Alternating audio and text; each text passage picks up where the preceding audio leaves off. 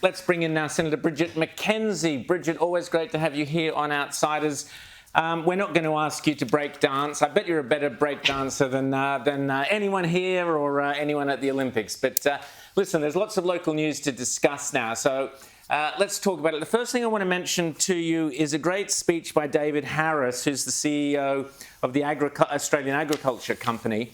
And he made the point that the existential threats to farming and to agriculture in general are the greatest he's ever seen. And these threats come from climate activism, Greens, green tape, red tape, black tape. So many threats now upon the Australian farming industry, agricultural industry. Do you agree with him, Bridget?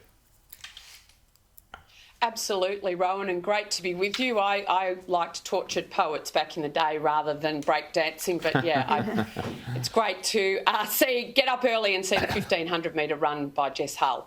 But in terms of agriculture, I don't know what's happened in this country where we see farmers becoming the villains, which is essentially what we've got. It's not just the far left, as you've outlined, but indeed our own Labor Party, who's doing preference deals at the last elections with animal activists that have seen the shutdown of the live sheep trade in Western Australia, a state that absolutely gave Anthony Albanese the Prime Ministership. And so no matter where you look, we're seeing agriculture under attack. The end game, I believe, is the end of livestock production more generally in this country, which would be an absolute tragedy. And I think is based on a lack of scientific literacy across the broader community, because there's study after study demonising farmers and farming practices, which are really underpinned by dodgy science. The fact, you just look at the Olympic Village, if we're going to continue with the theme. We've got concerns that world records aren't being broken, because nobody can get enough protein into these athletes to actually power and fuel their absolute performance. And instead, these left-wing people are wanting to see lab-grown meat. I mean, the human being didn't become as big and strong and smart as we are by eating plants. James. Well, so we're going back to Parliament. Where is... We've seen some really interesting things happen over the last several weeks here. Number one, I think, is this fight between the RBA and the government on inflation, on interest rates, and this narrative of government spending.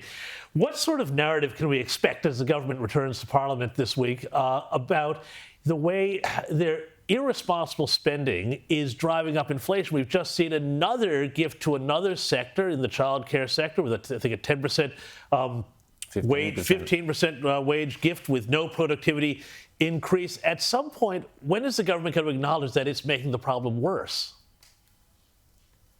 Well, I don't think you're going to see that at all from this government, James. If you believe in doublespeak, aka 1984 style, this government's got it in spades. They ignore the laws of physics, which haven't changed just because they got into Parliament, and the laws of economics, which have underpinned the way the market has worked for centuries, and that continues. So what I think we're dangerously seeing is the RBA versus the Treasury versus Jim Chalmers, and the RBA I don't believe, won't be influenced by the Labor Party or the Treasurers pleading or begging or false economics. The reality is, Michelle Bullock couldn't have been clearer, state and federal Labor government's spending has made the economy hot. And that means inflation's going to stay higher than it needs to be for longer, and it's Australians who are paying the cost. And no matter how often Albo and Jim say that's not the case, doesn't change the facts. And I think you're seeing it in the suburbs, right around our country, that people are struggling with their mortgages, and the RBA will not be bringing those interest rates down until it can have some confidence that the government will get its spending under control. Now, Bridget, you can look forward to the Greens urging the Albanese government this week to put targeted sanctions against Israel, condemn the Netanyahu government, all sorts of other measures that they want the Albanese government to meet. How is that going to go? Because we know Labor are compromised on this issue. They have been all over the shop. They've shown little moral clarity.